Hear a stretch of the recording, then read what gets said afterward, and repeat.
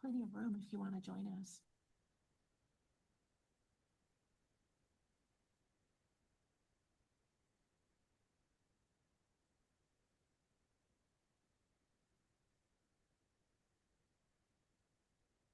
Joaquin, it's all yours.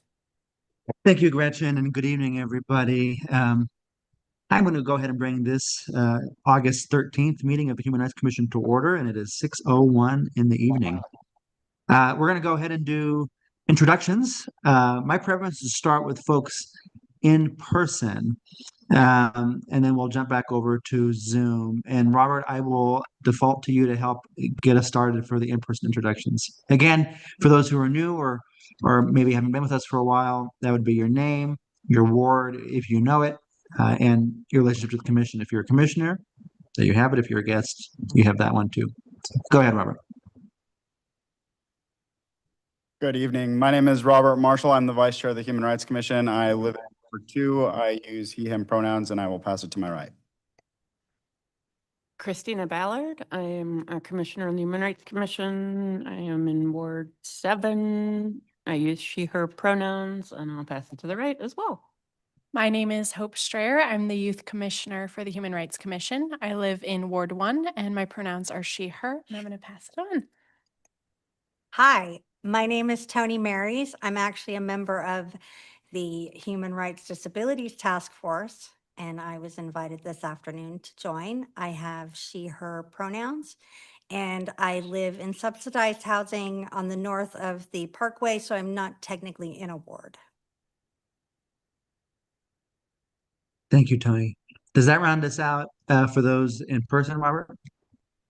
No, I'll pass it to Gretchen to introduce herself. You bet. My name is Gretchen Bennett, and I use she, her pronouns, and I'm the staff liaison to the commission. All right, thank you. Let's go here in person.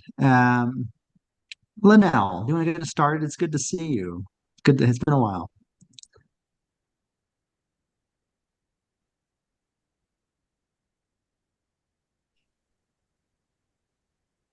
I'm trying. Hi, my name is Linnell, and I'm with Safe Sleep United, but I'm usually here just as a general person, homeless advocate, and I'm part of your fan club. I have admired what this commission does for a very long time. So thank you for all your work. Feelings mutual. Thank you, Linnell, for being here. Kelsey.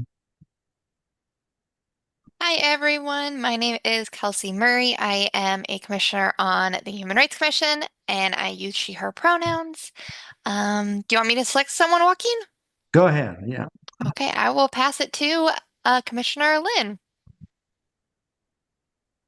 Hi all, my name is Moss Lynn. I am a member of this commission. I use they, them pronouns, and I will pass it to Celine.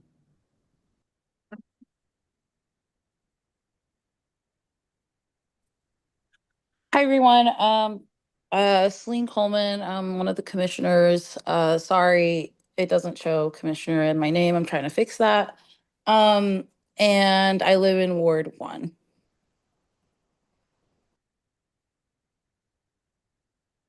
First, anything that may leave you?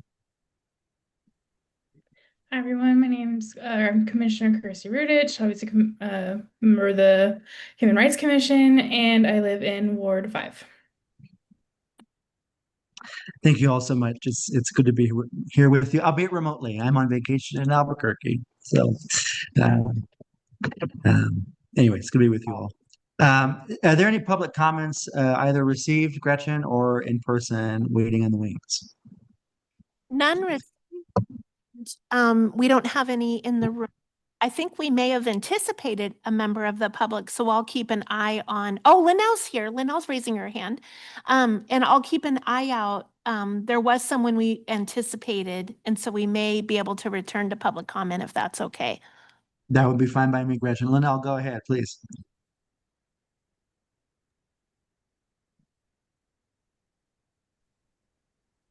Hi there. I just wanted to kind of check in with you guys. I have a concern and possibly an idea, but I don't know if it fits the parameters of what you all would do. The city is conducting listening sessions about downtown and northeast, well, livability and safety throughout Salem, but in particular the hotspots of downtown and northeast.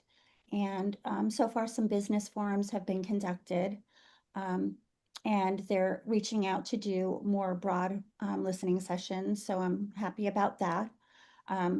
My own ignorance feels like if it's a city-sponsored, city-hosted event, anybody should be able to talk at any of them, whether it's a focus on advocates and people experiencing homelessness and having businesses be able to talk and vice versa. But that probably just reflects my lack of knowledge. But, you know, as you guys are really working towards equity and welcomeness and inclusiveness, you know, we've spoken in the past a little bit about education and the value of education. And I don't know what this commission or the city, what their role can be in that.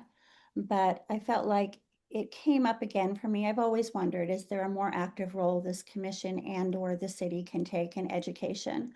And then the business forum that some advocates attended, figuring it's city sponsored, so we could. We weren't allowed to speak because it was for businesses. And that was honestly the least of my worries. It was an opportunity for businesses to share what's happening, what they're experiencing, and they're having some very significant valid concerns. Some of them are going to cost them money, some of them could cost their business, some of them could raise insurance rates, and none of that is okay.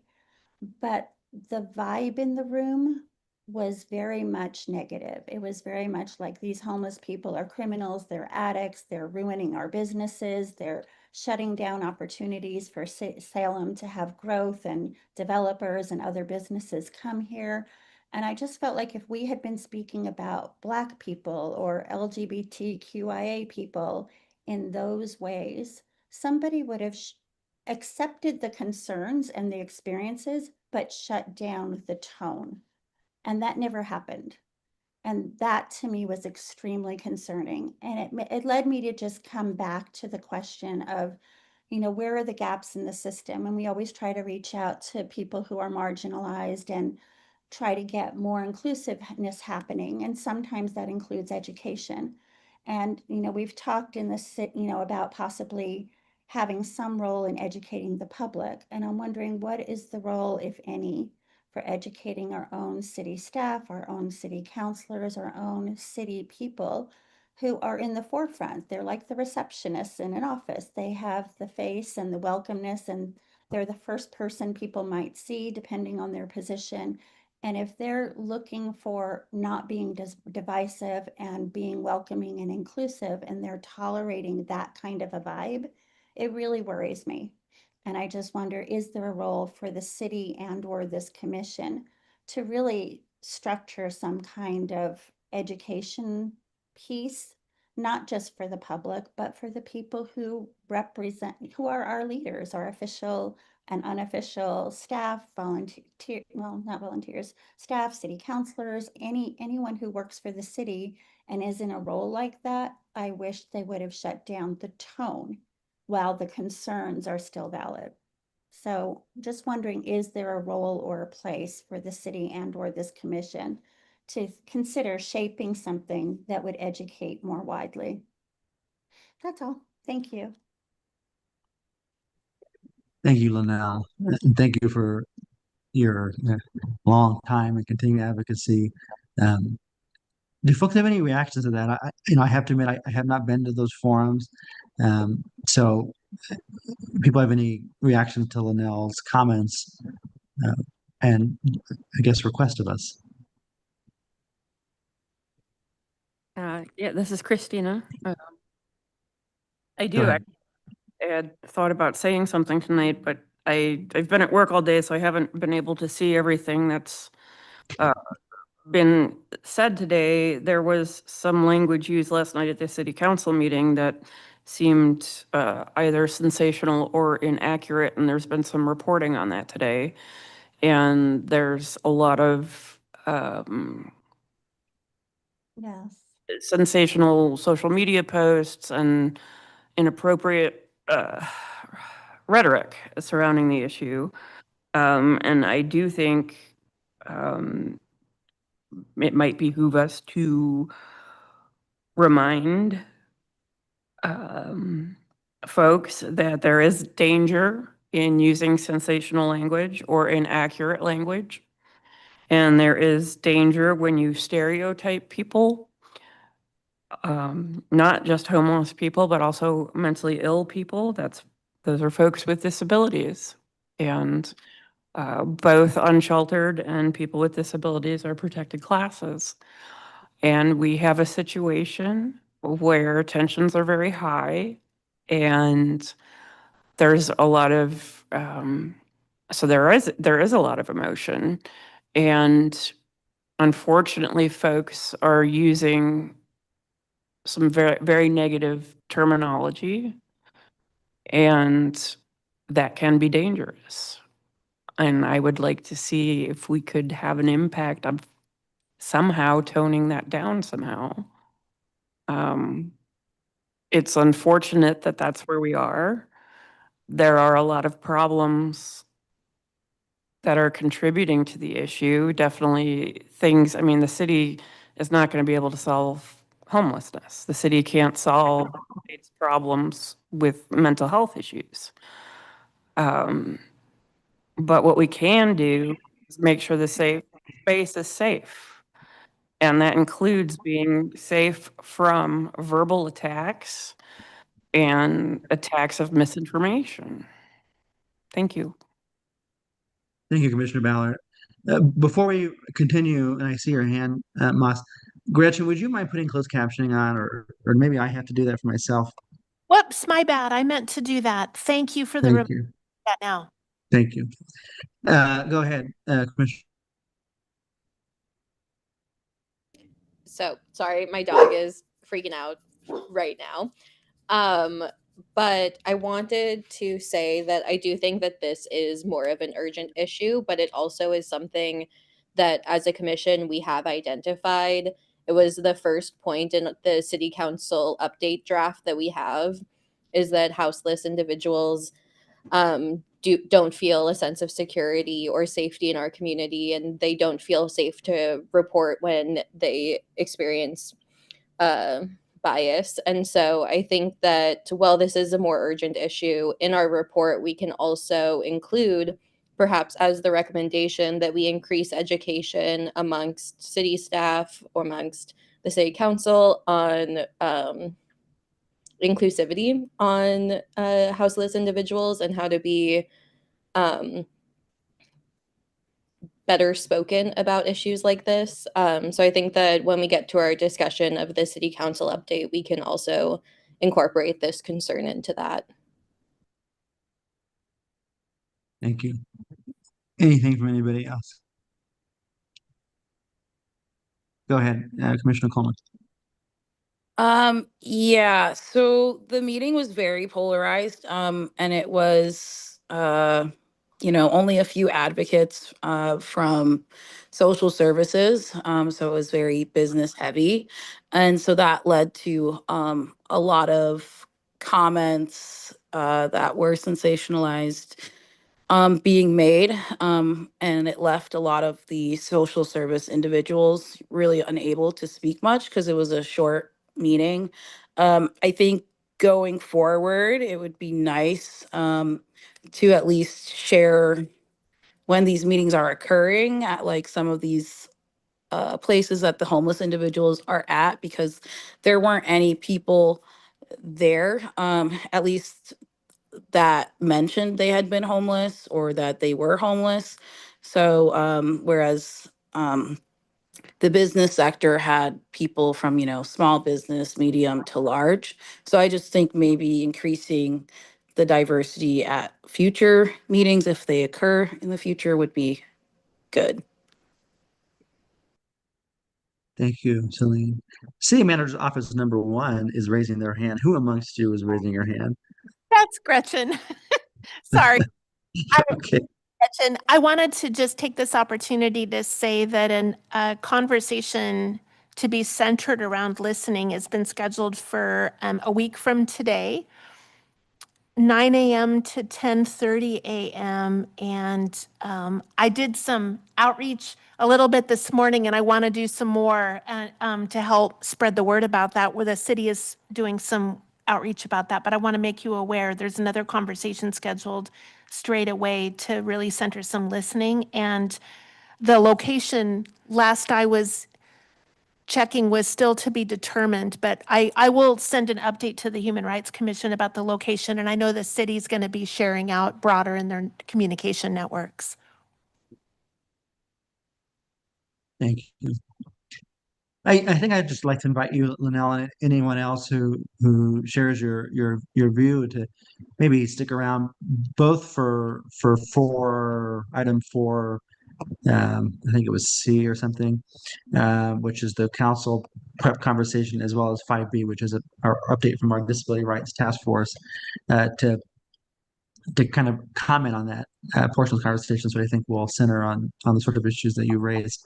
My general comment is that I think I align myself a lot with your perspective, Linnell. I think my experience of the commission in the last 4 years has been that this issue in particular has been central to the work that we've done, both in our changes to city code that made housing a protected class in Salem, which is pretty remarkable in and of itself, but then also, doing over quotas of that community in all of our outreach and our surveys in particular, and then as well centering the lived experiences of folks in the community when we do present to council, which we will do soon, maybe as soon as this coming month again.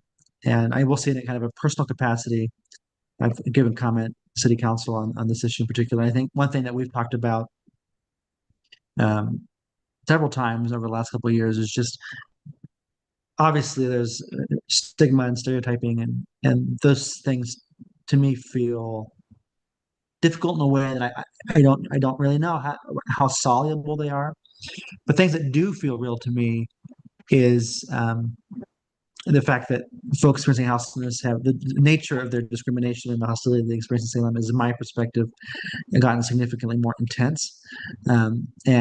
And those are things that we can speak to. And I think it is incumbent upon us, of course, as members of the Human Rights Commission, but city electeds to have some clarity there around what are our values.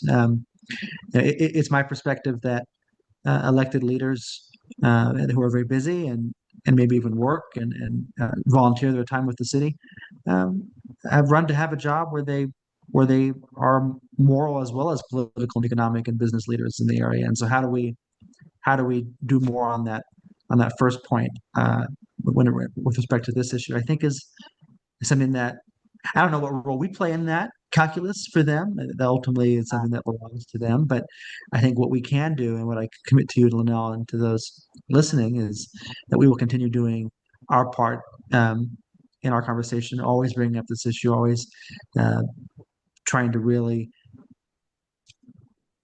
communicate the experiences that we hear from the community in our reports and in our work, our forums like the one that Vice Chair Marshall organized. Half a year ago now, maybe more, and time is late. But I think things like that were immensely productive, and it's not for naught that there may be even 4 or 5 counselors who were there at that event. Some of them are no longer on the council, but it goes to show that there at least is some engagement there that might be hopeful. But again, a serious conversation and one that I think we should pay more attention to that's ongoing. So thank you, Linnell, for bringing it up.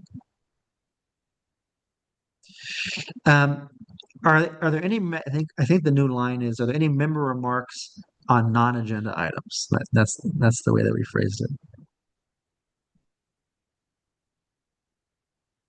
Alrighty, hearing none. Gretchen, do we have a bias report tonight? Yes, actually, that's been provided to me. Our team sends their apologies, but weren't able to join us in person. But I have the report to share from Salem Police Department. And I've got 5 situations to share about, 3 incidents and 2 crimes.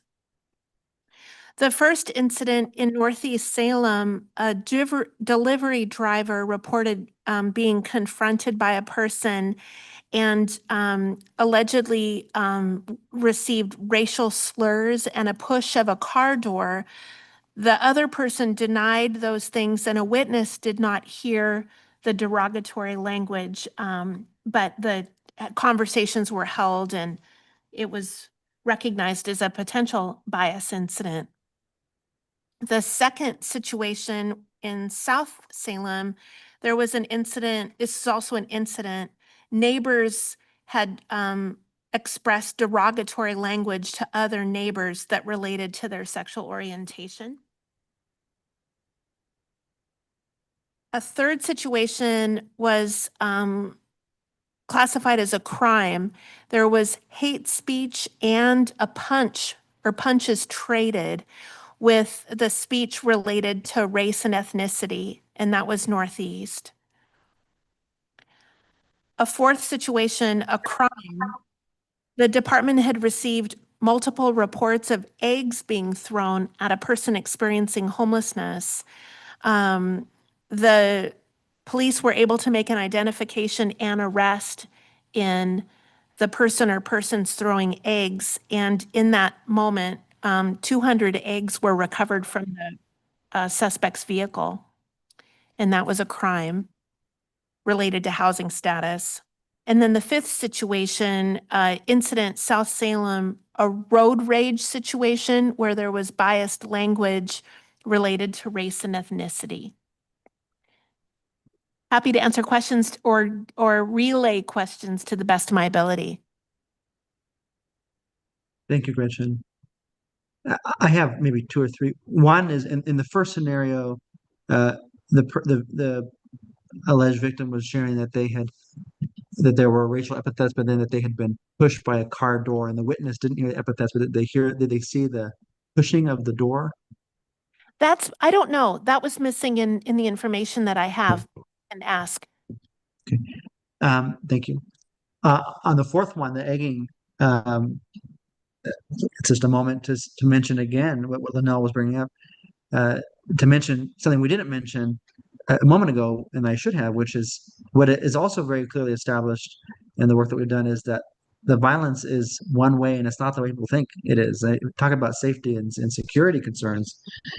Folks experiencing houselessness are, when they experience violence, it's so many times from people who are housed, and so that's a trend that deserves to be repeated at every opportunity, and I think it was illustrated in that example.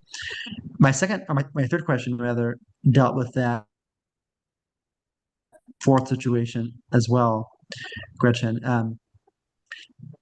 I know there was a few months back, or a month ago, you said something to the effect of, well, there were maybe as many as 40 or so reports that had not been made it to your desk. So absent those, is this the first time that we've had SPD name a hate crime on the basis of housing status since we have passed the amendment?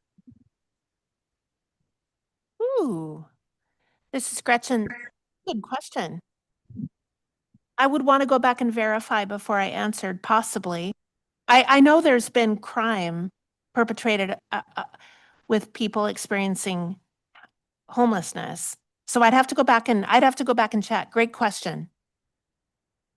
I ask, and thank you for checking in advance. I ask because it to my ear and my memory, which both are very fallible, as I were hearing aids and can't remember much.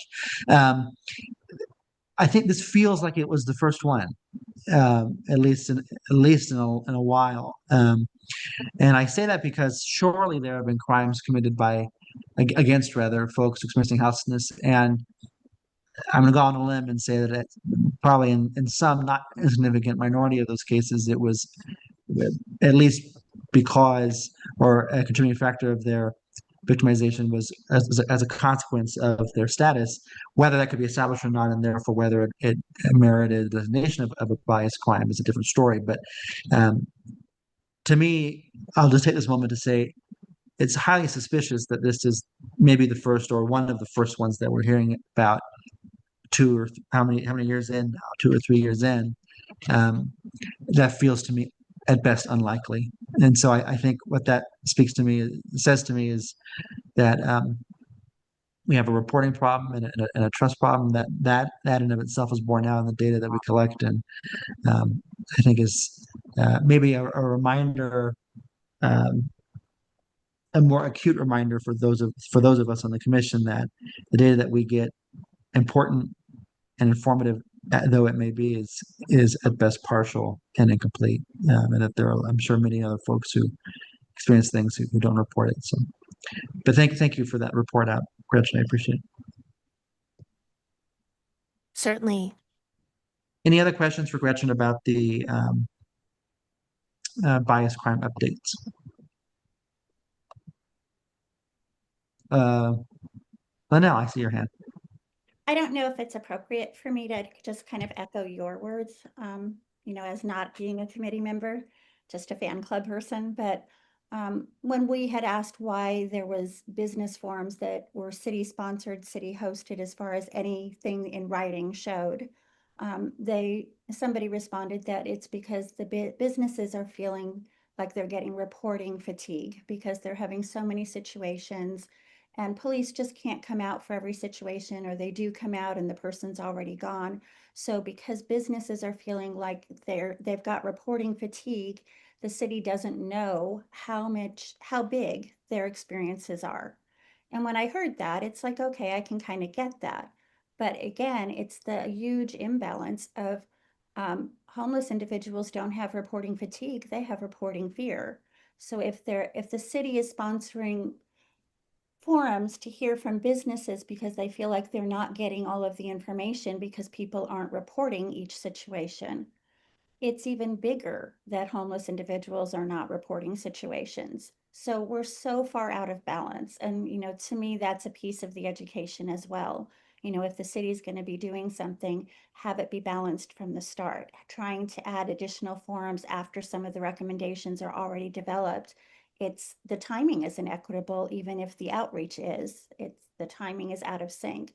But we have, if the city's going to hear that businesses are not reporting things because it's just too much, too many times, not enough police to respond, if that's the basis for having a forum, then there's even more basis to have a forum to hear from individuals who are too afraid to report. So we're still out of balance, and we'll have another forum. And from my perspective, even businesses can participate because a city forum should involve everyone. But that's just opinion, not fact. But it just goes towards the inequity and even the inequity of timing. And when people are saying, we need the city to hear us because we're not reporting everything, then where is somebody saying, and homeless people, they're reporting hardly anything. We're seeing that in the discrimination survey every single year. We're seeing that in conversations with people. And we're not, if somebody was saying, to the city, businesses aren't reporting, what I wish is the city would say is neither are homeless people. We've got to do this fairly in timing and fairly in each aspect of having a voice for the people that are not reporting or are tired of reporting. And the balance should be equitable as far as the timing as well. Thank you. Thank you. I think that point is very well taken. Gretchen, I think you mentioned at the top of this meeting that we had expected a guest. I'm seeing a guest has joined us now, Ryan Gale. Should we take a moment and go back to our public comment period, or what do you advise? Potentially, thank you. I want to welcome Ryan Gale and see if Ryan would like to share any public comment or just welcome to be with us either way. Welcome.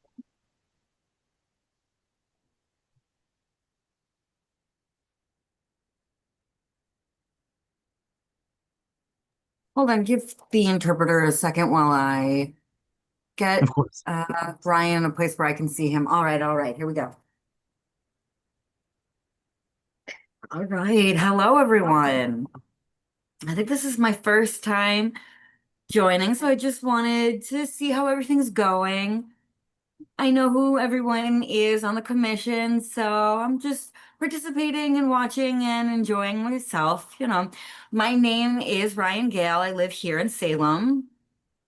I'm a deaf advocate, and I typically advocate for interpreter accessibility in Salem. I used to work in the West Oregon University as the director of accessibility accommodations.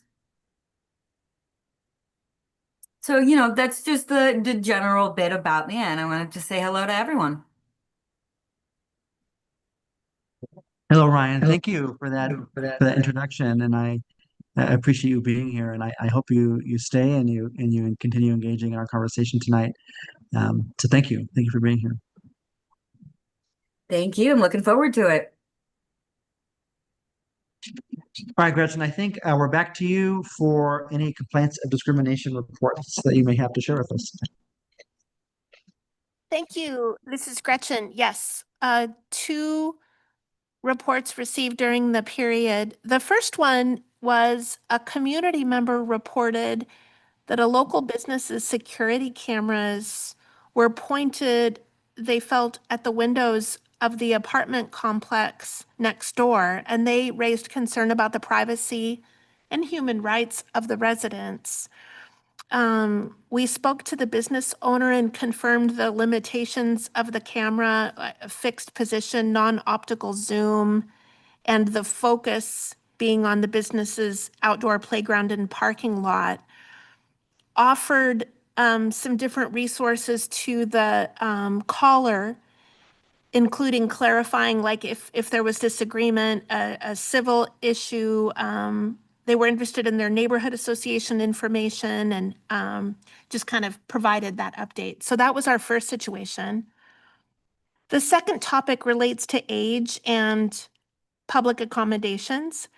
There was a visitor who went to a place of public accommodation, and at this place, there's areas for youth and areas for the public at large.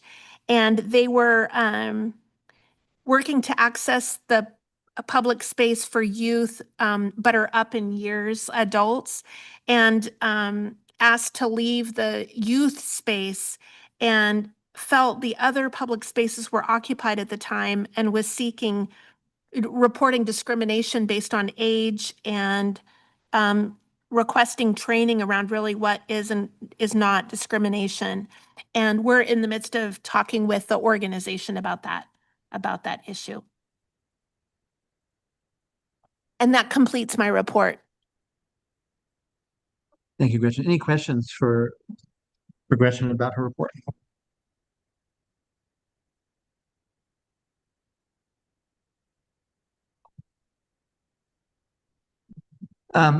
Could you speak more, or can I ask you to speak more, Gretchen, about that second one? Maybe you can't, given that it's ongoing, but so an organization asked someone who was a senior or an older adult to leave a space designated for youth. Is that what I understood you to say?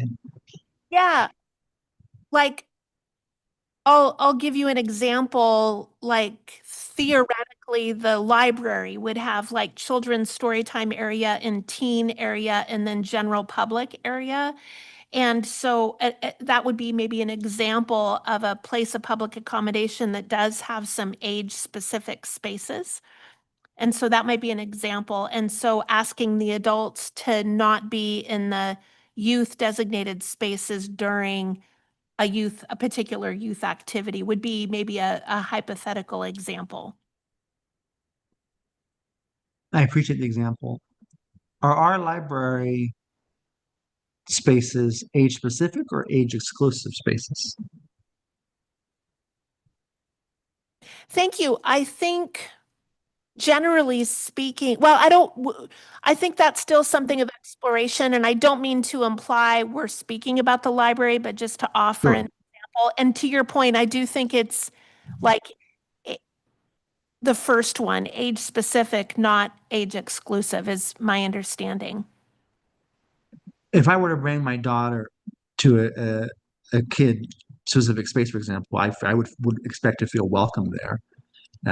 even though I'm not myself a child, or my granddaughter, if even though I'm older, for example. Absolutely. That's a very common thing, I think, for people to accompany younger people into the activities. I think in this example or in this situation, I don't think there were kids in addition, but I don't mean to speak. I was just using that place as an example to help folks get their minds around Of course. locations. Yeah. And I'm not sure. I think we're still learning about this one. Okay. Well, I would ask of you, Gretchen, that we hear more about this one. This is interesting to me. I don't, I'd be interested to hear about any resolution if there is one. Um, you know, I'm not a lawyer, but I know that there are instances in which spaces can be segregated, um, uh, like by sex, for example, or maybe even age. I'm not sure where that line is drawn for us legally. So it'd be interesting, I think, for us to maybe learn more about that once there's a resolution. I agree. It's an interesting set of questions there. Will do. I have a question. This is Christina. Go ahead. Was there maybe not an equivalent, but another activity that person could have engaged in that was not age specific? I think that's under dispute. I think they had reported that all of the space that they could be in was occupied. And I think the organization saw that differently. So I think that's part of what's getting explored right now. Okay, thank you. All right. If there's nothing else, let's go ahead and jump into our conversation about the preparation for the council report and our continued analysis of the data that we received from our Western Oregon friends and Professor Bradshaw. I don't remember seeing it in the email originally that went out for this meeting, but there has been a kind of a living document that Gretchen has been editing periodically. I think I may have access to it as well. I was looking at it today, where we're compiling a written report that we have in years past that will be submitted in addition to our I think it was 5 to 7 minute presentation that we will deliver to council in person on top of the report. So, Gretchen, I don't know if you wanted to pull up what we had. And you read my mind. Yep, this is this document that I was referring to.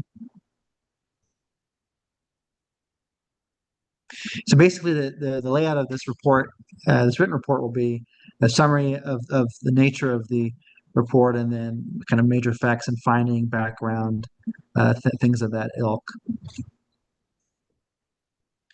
Things that we typically have highlighted in years past, other than background, which all of you are familiar with, and who are commission members, are things like what is the breakdown of belonging and or discrimination that we're seeing in this year's iteration? Where are folks experiencing this?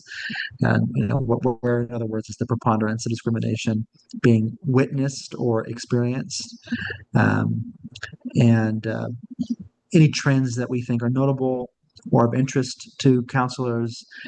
Ultimately, this is framed, of course, in terms of what will do the most work for policymakers like city councilors, and what are the big takeaways we want them to have. They'll listen to our presentation for those 5 or 7 minutes, and they'll ask questions. Hopefully, they had did a lot of that last year, but the things that will stay with them are this written report. So I do like to privilege detail here over a lack of detail, because this is what they'll be reading if they read their notes again. With that in mind, is there any additional things that we'd like to have included other than what's been included already? And I'll open up the floor to conversation.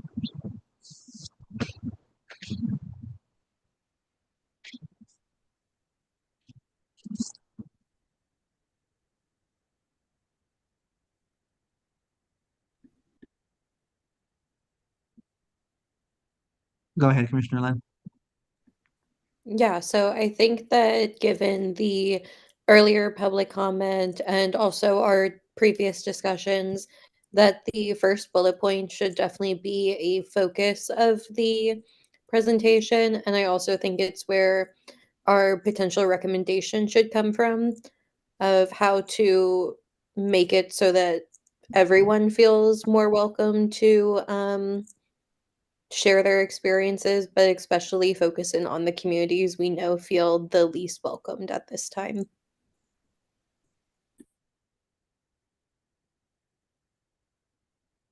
Thank you. In years past, it helped me gauge this. I think I know the answer to this, but in years past, we've had a whole slide, a minute or two dedicated to experiences of folks who are houseless in Salem, in the Salem area, and what we really do dive in with that to really, to your point, elaborate on that point and make sure it's really sticking with counselors. Do you think that is something we should do again this year?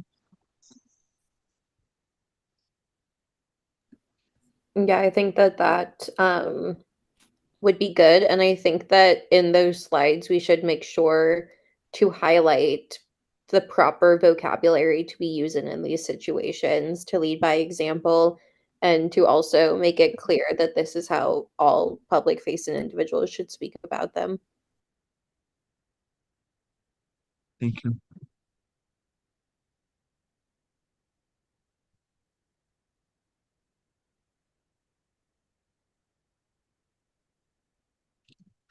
Any other comments, reactions?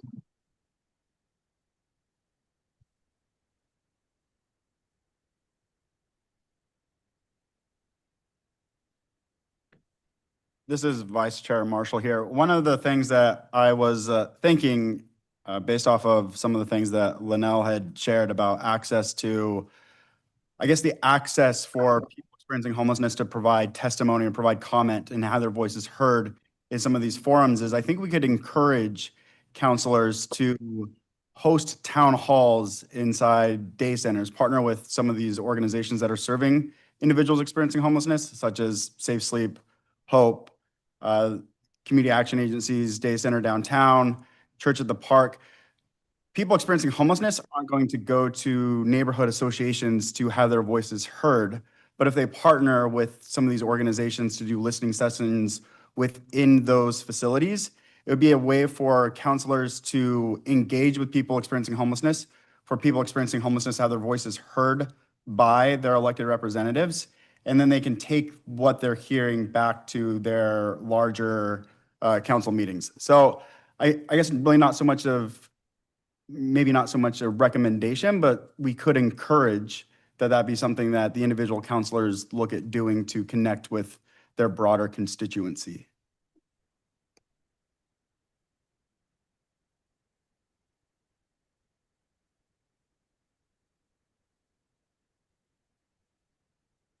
Agreed. I think there'd be something. I typically shy away from being prescriptive because it's our job to digest these results and to come back with recommendations or to raise things up to council level again on these alone. But I think that totally falls within the bounds of this conversation, Robert, where we can really go. Here's where people are um, communicating to us and to their city, and here's our knee-jerk reaction around some ways that we could really react to that. And we did that last year apropos of the library and other potential areas that people were expressing again and again in the last year's survey were places of public trust and belonging that were under budgetary threat at the time. So we did take that moment last year. We can do it in this way this year, I think. Thank you. One thing I'll say, Gretchen, I made this request a while ago, but it'd be nice to have, as we have in years past, kind of the narrative reply, the free, what are they called? The things where you can write freely. What do you call it? It's escaping me how to say that.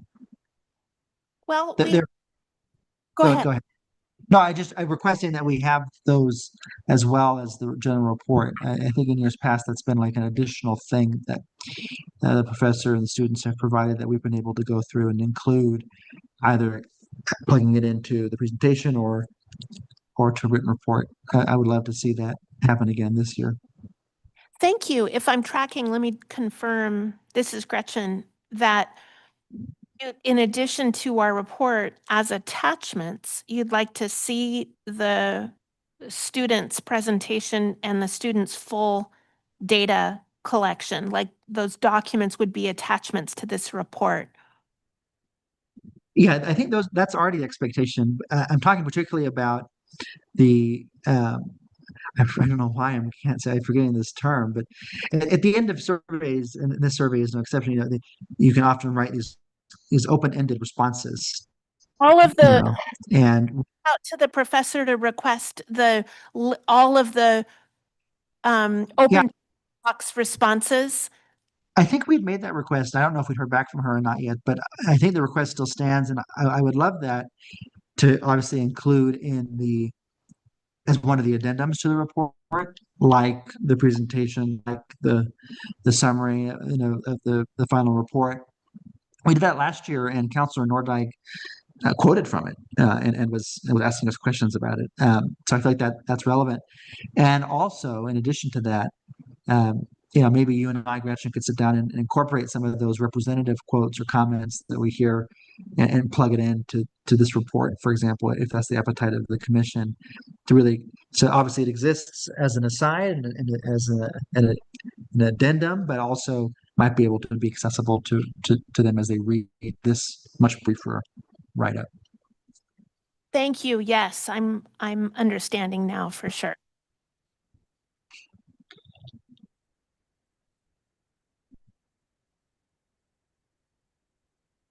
Well, if there's not anything else, I will say I think our tentative date is the 22nd of September. And for a presentation that will last, again, 5 to 7 minutes.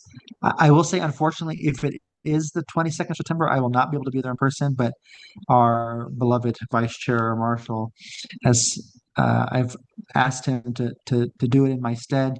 I don't know if he said yes or no to that. I can't see him either, but if he has, then great. And if not, then we'll have to find someone else. So I don't want to put you on the spot, Robert. That's fine. We can talk about it offline, but it may change too. I think that was a tentative date, but I apologize for not being able to be there on that specific date. I can do other Mondays, but not that one. So anyways.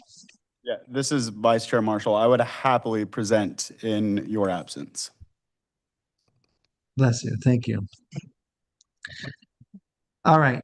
Well, I think, if folks are comfortable, this might be something that it was obviously right now it's in bulleted format. It'll be in a narrative format, something that maybe Gretchen and I and Robert will work on in leading up to it. Do we have another meeting before the 22nd, Gretchen? I feel like we probably do. We do. However, the report is actually due on September 8th at 9 a.m. for the September 22nd council meeting. You do have a community engagement committee meeting scheduled in August. That could be an opportunity to continue to refine the report, as that's been an agenda item at that past meeting. Yeah, we can definitely do that. And I will say maybe sometime between that community engagement committee meeting and the 8th, we'll have it sent out to all. Obviously, you can't reply all, and you can't violate public meeting law, but you could provide on an individual basis comments to Gretchen that she and I can consider and incorporate it as appropriate. So that might be an additional opportunity beyond the community engagement committee for continued kind of input as this takes shape. So does that feel good to folks? I'm seeing thumbs up and nods. Okay, thank you for that.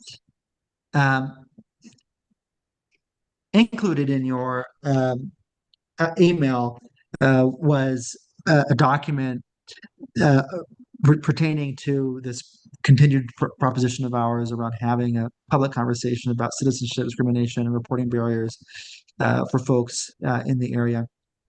I will say, Gretchen and I have been playing a little bit of phone tag, and we've been trying to connect here. But a community leader in the Latino community, and who is a nonprofit leader as well, has been potentially going to be hosting some kind of conversation with the police department.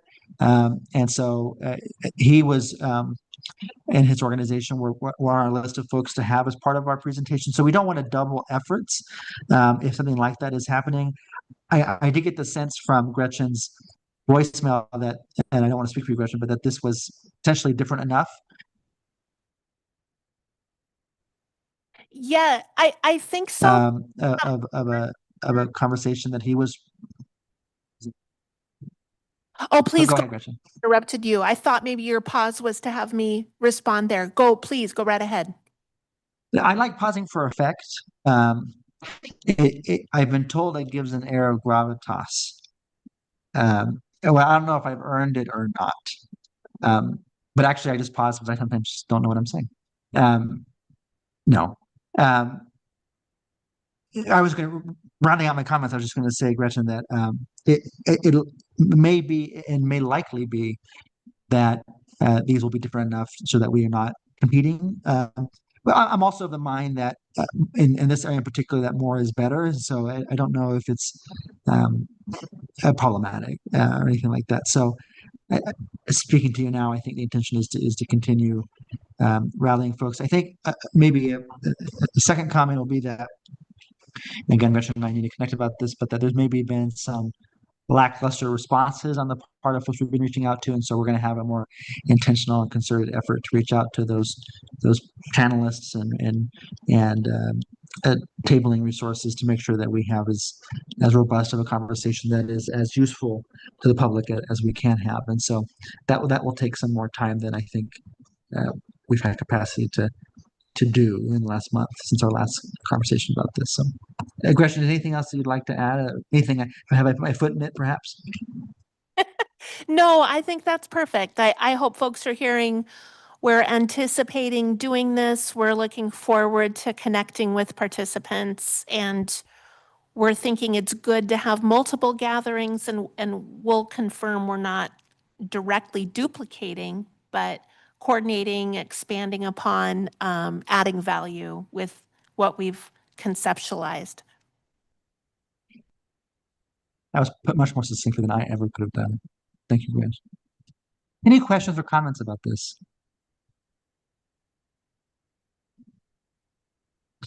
All right. Commissioner Strayer. I think you're next. Is Hope there? Did I hear her introduce herself earlier? I am. Hello. Oh, hello. Meeting. So last time I get to sit here and see you guys, but This is your last meeting? yes, it is. Yeah. Oh my gosh. Well, Well, I should have done something for you. My goodness. What are we doing? I'm sorry, go ahead. Sorry, this is Hope. I hopefully will be back in the winter to sit in on some meetings. I won't be here in the commissioner capacity any longer, but I hope to still be a part of the conversations later on. But yes, I move next week. So yeah. But I have the summer calendar of events right now. So not a whole lot that I have, but I know that Commissioner Celine likes to hop in. Usually she has some events added, and anyone else is welcome after. Yeah, for sure.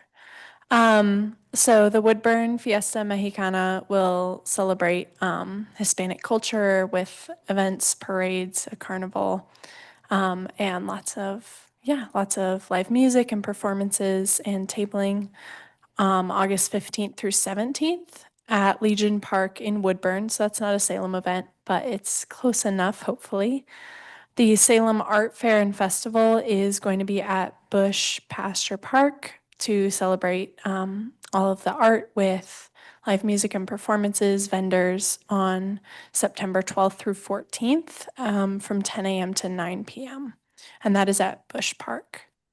And then finally, what I have is Salem's Pride in the Park hosted by Capital Pride is going to be celebrating LGBTQIA plus community at Riverfront Park with entertainment and vendors and food and lots of activities and free resources on September 20th from 11 a.m. to 6 p.m. at Riverfront. So that's what I have so far.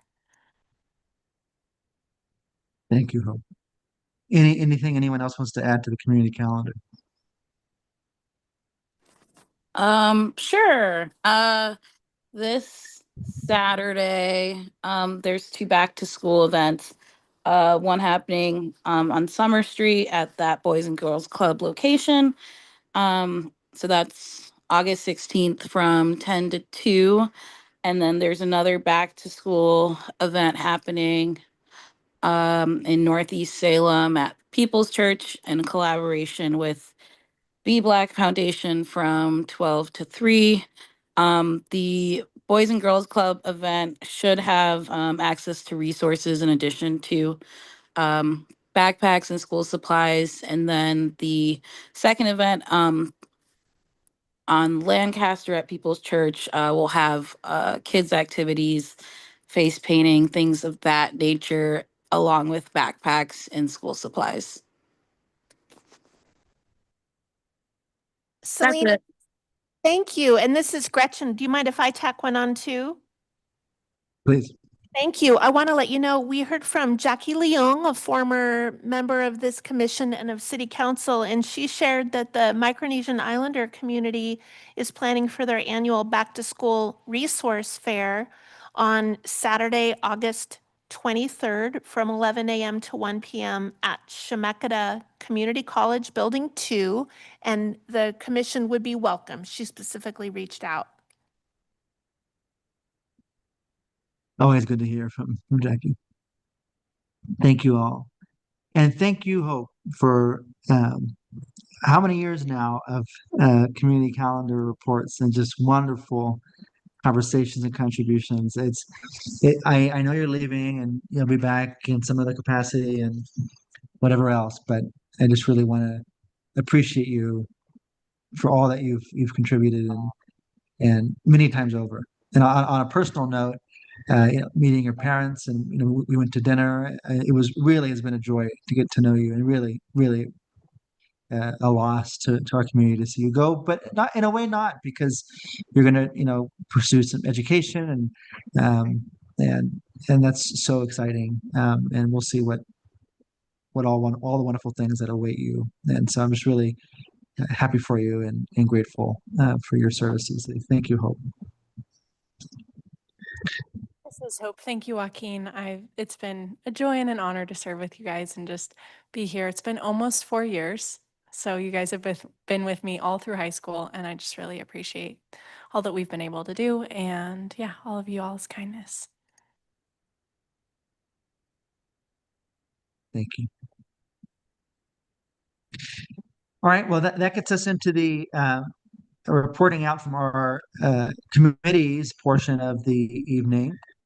Commissioner Strathy is not here to provide the update, and I facilitated in her stead last time anyways. And I'll say that the primary topic of conversation for the Community Engagement Committee was twofold. One, talking about and analyzing the report that we just spent some time doing ourselves moments ago, and then having a lengthy conversation about kind of how to best navigate this kind of hiatus project of ours that's really important, but has just not been something we've been able to juggle well, namely the data visualization and data governance work that we've been wanting to do on the part of the commission to help visualize all the amazing data that we get and reports that we create out to folks in Salem to help obviously foster public education, not unlike the kind that Linnell was mentioning, but also helping city leaders,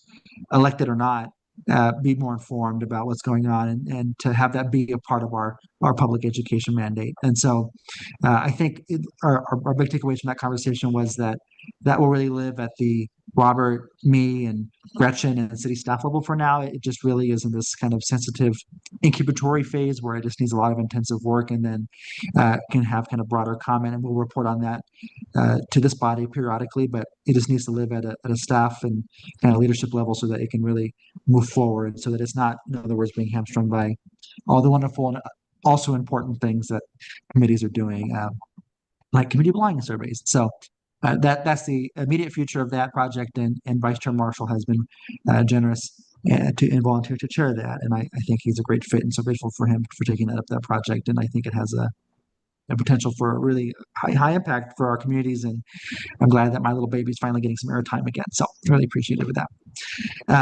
Maybe the more important update, however, is that Commissioner Strathley has unfortunately resigned from the commission due to work obligations, just capacity things, and she gave us permission to share that. And so she really, of course, was so wonderful in her tenure here, and I think we all will, all will join me in expressing our gratitude for her. And she's around, she's not going anywhere, but she's taking this wonderful job, and she's serving tribal communities all over, up and down Western Oregon, and that is difficult and time consuming. And so appreciate her and all of her service to the state. And so just kind of a sorrowful farewell to two of our great commissioners, but this month, but just thank her and for her service. So that's the report for that committee. Any questions about that? Not so much about Kate's resignation, but about the work of the committee. I'm realizing I'm in the dark. I don't even know where the lights are in this apartment. So I'm sorry for that. But there won't be any changing that anytime soon.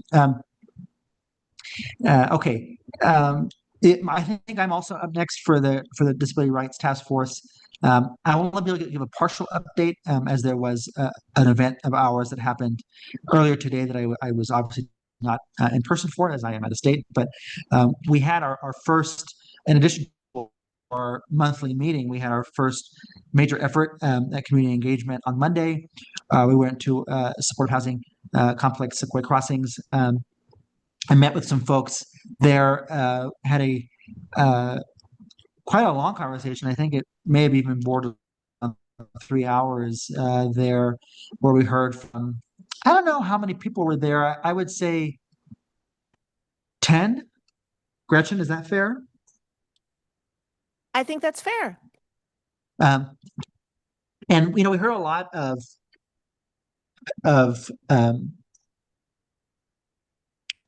commentary. It's really interesting.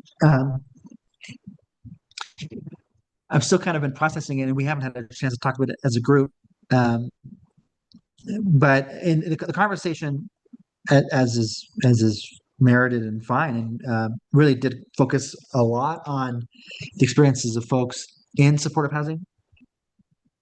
In other words, experiences of those residents, and it was pretty a sobering conversation around the sort of support that they do or don't have, and the nature of that support, as well as sort of the kind of everyday barriers to physical access that they have.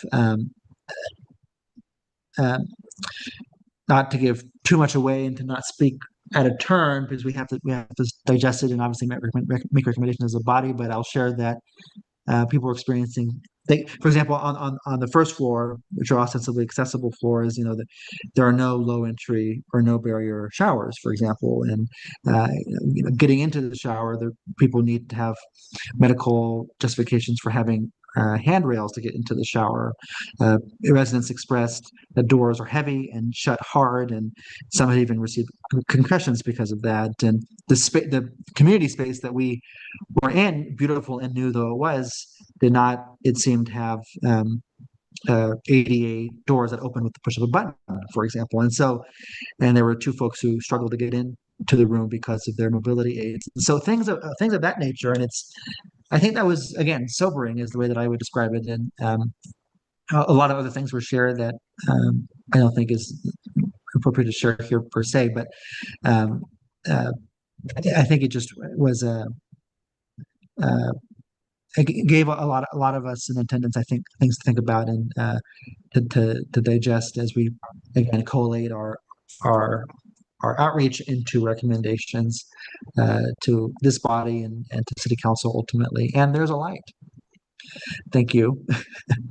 um, anyways, and then Tony, thank you for joining us tonight. I'm glad you're here. Do you want to share a little bit of how today's event went? I have not had a chance to touch base with Gretchen, so I just don't know how that went. Or Gretchen, if you'd like to, if Tony is absent, I can't see anybody for some reason. I'm here, Joaquin. This is Great. Tony Marys. I am on the Disability Rights Task Force. And I live at Sequoia Crossings in subsidized housing, and I am in a first floor apartment.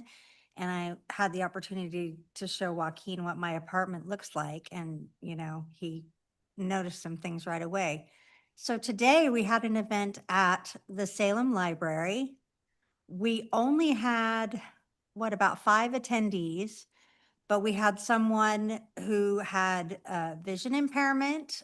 We had a gentleman in a power wheelchair, and we had a gentleman in a manual wheelchair.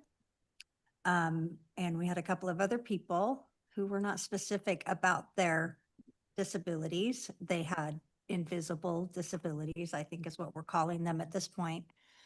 We had a really good conversation. I opened it up and let them know that this was a listening session and it was their opportunity to do the speaking.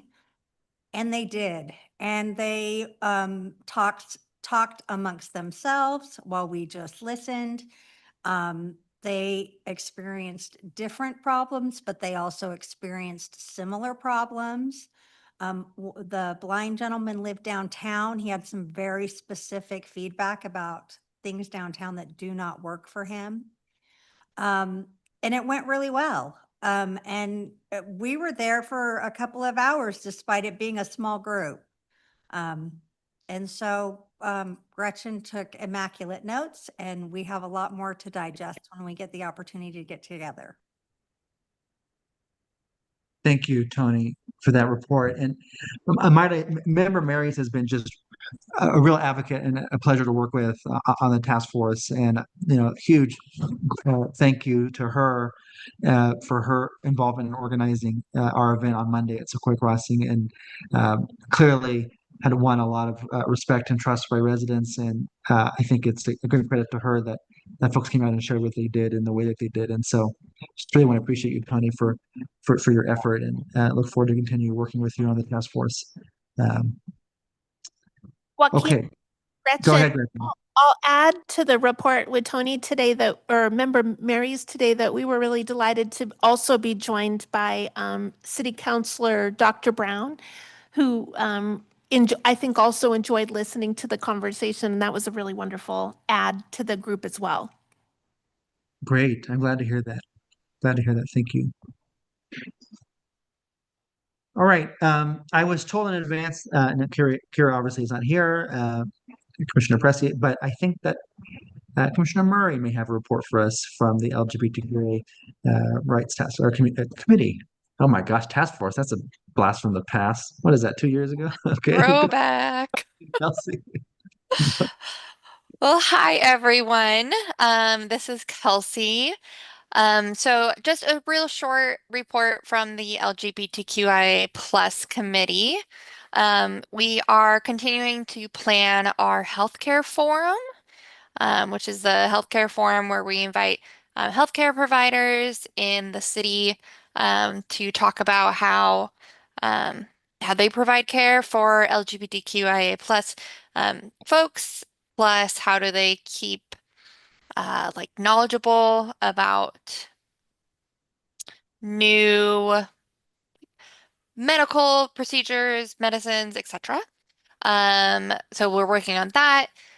We are starting to plan the Transgender Day of Remembrance. That is just happening in a little over 3 months. And then Pride at the Park, Pride in the Park, which Hope talked about. There are tabling opportunities, so if you are able to, please sign up to work the table. Even if it's just for 30 minutes or an hour, it's very helpful. And that's it. Thank you, Kelsey. Any questions for Commissioner Murray? I will say, as chair of this commission, a member of that committee, I'm really excited for what the healthcare forum will mean for this community and what conversations it will engender. So grateful for that and looking forward to seeing that materialize, made some progress there. And obviously Pride in the Park is always a highlight of the year. So I'm glad we'll have a presence there again this year. All righty, that leaves us with staff reports. Gretchen, I think it's back to you. Thank you. I have no staff updates today. All righty, any member remarks or announcements? We're going to end a little bit early today. And it's not just because I'm on vacation, I promise. I will share by way of member remark that Commissioner Evans is no longer a part of the Human Rights Commission or the Disability Rights Task Force. I just really want to express my gratitude for Jeffrey's brief but transformative service on the commission. It's in large part because of his advocacy that we really have undertaken the big task of that is now the Disability Rights Task Force and whatever fruits that may bear. And so just really want to appreciate his advocacy and his passion. So thank you, Jeffrey, for your service, and we'll see what intersections we'll have with our work in the future. So anything else from any other members? Well then, folks, with that, it is not 7:12. Is it 7:12? Is it 6:12? It's 7:12 your time. It is 7:12 Pacific time, and I bring this meeting to a close. Have a wonderful and safe evening, everybody. Thank you all. Bye.